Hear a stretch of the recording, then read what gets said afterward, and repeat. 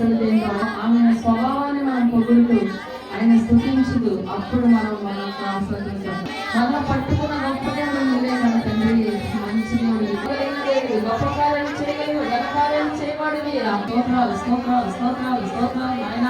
నీ నామంలో శక్తి ఉన్నది వాడివి నాయన, మంచివాడివి నాయన, రక్షకుడివి నాయన, మా కొరకు వచ్చిన దైవము నాయన, మా కొరకు కుమారుడా కరుణించు తండ్రి. ఆనాడు గురుడి వాడు కేక వేసినప్పుడు ఆగిపోయిన దేవుడు, ఆగి ప్రార్థన కేక వేసిన బిడ్డల ప్రార్థన ఆలకించిన దేవుడు ఆయన. యేసయ్య జ్ఞాపకం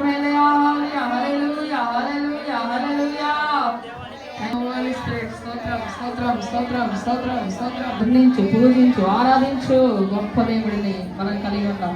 మనం నమ్మిన దేవుడు, మన దేవుడు, కన్నీరు చూస్తున్న దేవుడు, మనతో పాటు నడుస్తున్న దేవుడు, మన రాకపోకలను తోడుగా స్తోత్రం స్తోత్రం స్తోత్రం. హల్లెలూయా హల్లెలూయా. మరణ పడకలను రేపిన దేవాలయ దేవుని కృపను బట్టి అయ్యా నన్ను రక్షించుకున్నాను ఆయన. నన్ను తిరిగి ఉన్న దేవుడు నాయన, నా కోసం వచ్చిన దేవుడు నాయన. హల్లెలూయా చేయాలి. అందరూ కూడా స్తుతి చేయండి, స్తుతి చేయండి. స్తోత్రాలు స్తోత్రాలు థ్యాంక్ యూ చెల్లించుడి. ప్రభువుల ప్రభు కృతజ్ఞతాస్తుతులు. తన జ్ఞానం చేత ఆయన ఆకాశమును కలగజేసెను, ఆయన భూమిని నీళ్ళ మీద పంచిన వాడు, ఆయన గొప్ప జ్యోతులు నిర్మించిన వాడు, పగటి నేరుడుగా ఆయన సూర్యుని చేసెను, రాత్రి నేరుడుగా ఆయన చంద్ర నక్షత్రములను చేసెను, ఐగుప్తు దేశపు తొలుచులను ఆయన అంతము చేసెను, వారి చేయి చాచి తన బాహుబలము చేత వారిని రప్పించెను,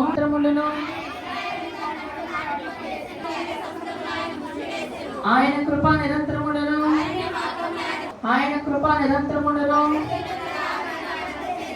ఆయన కృపా నిరంతరములను. మరి ఇక్కడికి వచ్చే ముందు అంటే మన పోయిన శనివారం వచ్చినప్పుడు కొంచెం నాకు మొహం అంతా మరి ఎలర్జీ వచ్చింది కదా, అంటే స్కిన్ ఎలర్జీ వచ్చింది చేతులకి మొహానికి పొల్యూషన్ వలన. మరి కరోనా వచ్చిన దగ్గర నుంచి కూడా మరి బండి మీద నేను ట్రావెల్ చేయడం, మరి 100 కిలోమీటర్ల వారానికి మరి ట్రావెల్ చేస్తున్నాను. మరి అందుకని నేను ఆ ఫస్ట్లో పట్టించుకోలేదు, మామూలుగా వచ్చేసేదాన్ని. ఇలా కట్టుకోవడం కానీ క్లాత్ కట్టుకోవడం కానీ ఏం చేసేదాన్ని కాదు. అలా మరి రావడం వల్ల దుమ్మంతా కూడా పట్టేసి స్కిన్కి మొత్తం ఆ మొహం చేతులు మరి తేడా చేసింది.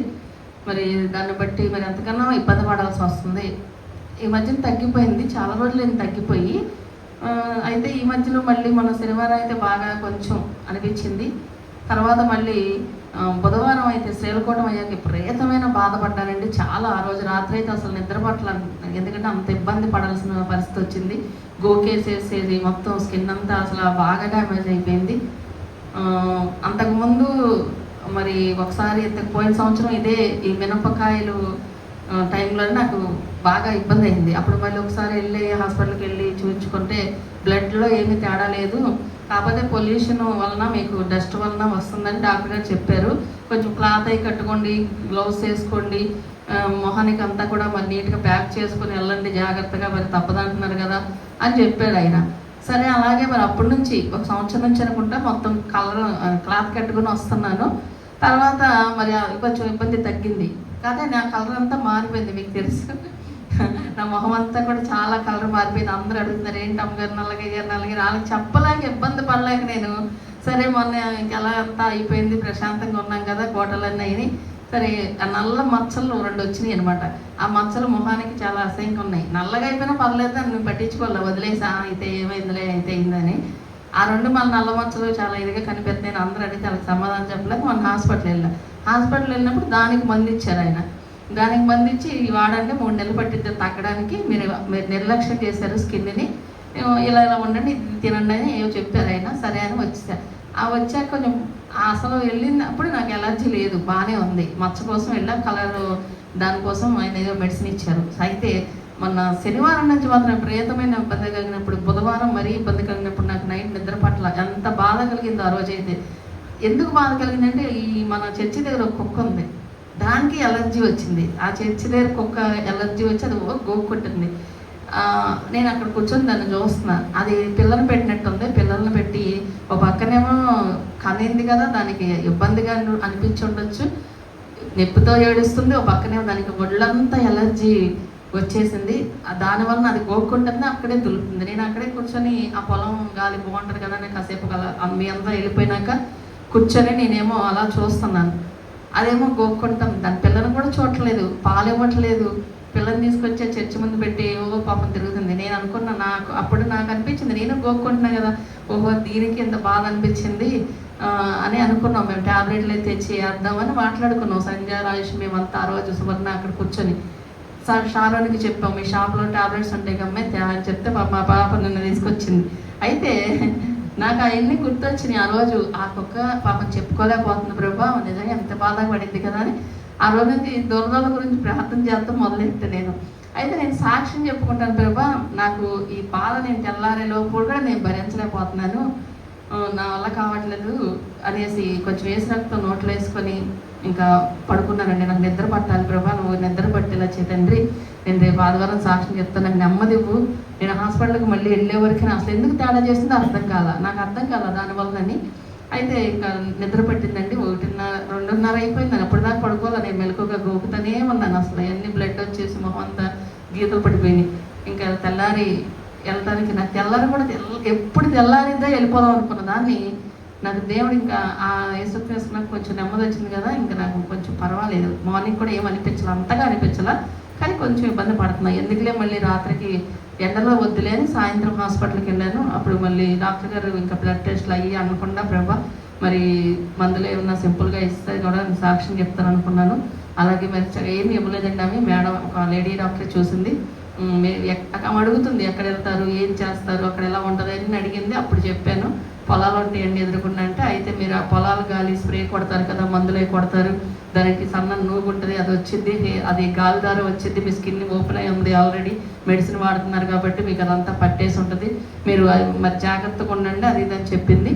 ఇక అప్పుడు ఇంటికి వచ్చేసాను. నాకు ఇంకా రాత్రికే మరి నెమ్మది వచ్చింది. ప్రభు రేపు ఆదివారం కంప్లీట్గా తగ్గిపోవాలయ్యా అంటే, నాకు తగ్గడానికి ఒక టైం పట్టిద్దేమో అనుకున్నా, అంత తీవ్రంగా వచ్చినాయి దురదలు. కానీ దేవుడు మరి కృపను బట్టి ఆ నైట్కి నాకు నెమ్మది ఇచ్చాడండి. దేవుడికి స్తోత్రం. మరి నేనైతే సాక్ష్యం చెప్తాను ప్రభు అనుకున్నానండి. అందుకే దేవుడు నామం మహిమపరచబడాలి, ఆయన గొప్ప దేవుడు.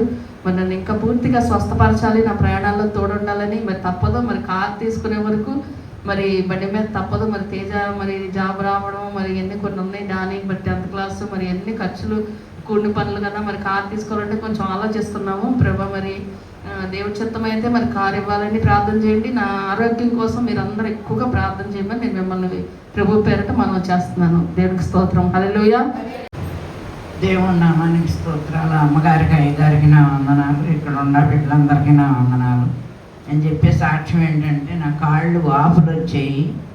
మరి ఆ వాపులని రాకోకుండా ఉంటే నేను సాక్ష్యం చెప్పుకుంటాను అనుకున్నాను. ఆ వాపులు తగ్గిపోయి నేను శుభ్రంగా కాళ్ళు బాగున్నాయి.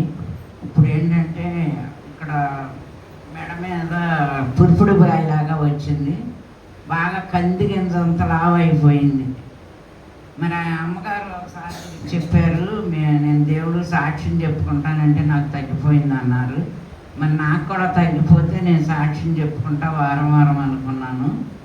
మరి అదంతా తగ్గిపోయి కొంచెం మచ్చ మిగిలింది, చిన్ని మచ్చ మిగిలింది. ఇదే నా సాక్ష్యం. దేవుడు అమ్మగారికి, అయ్యగారికి నా వందనాలు. ఇక్కడ మీ అందరికీ నా వందనాలు. నేను చెప్పే సాక్ష్యం ఏంటంటే, నాకు ఎంతో బలహీనత వచ్చినప్పుడు దేవుడు నన్ను ముఖ్య స్వస్థపరిచాడు. అమ్మగారు నాకు వారం వారం సాక్ష్యం చెప్పుకోమన్నారు.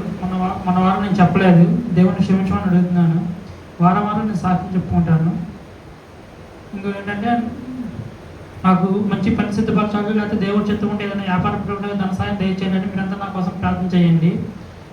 అలాగే మా కోసం, మా కుటుంబం కోసం ప్రార్థన చేయమని అడుగుతున్నాను. ఇదే నేను చెప్పే చిన్న సాక్ష్యం. దేవుడు దీవించిన కాదు. నేను చెప్పే సాక్ష్యం ఏంటంటే, మాకు గత నెల నుంచి సైన్స్ ఎక్స్పో కానీ మేము దాంట్లో ఉన్నాను, సైన్స్ ఎక్స్పోలో ఉన్నాను.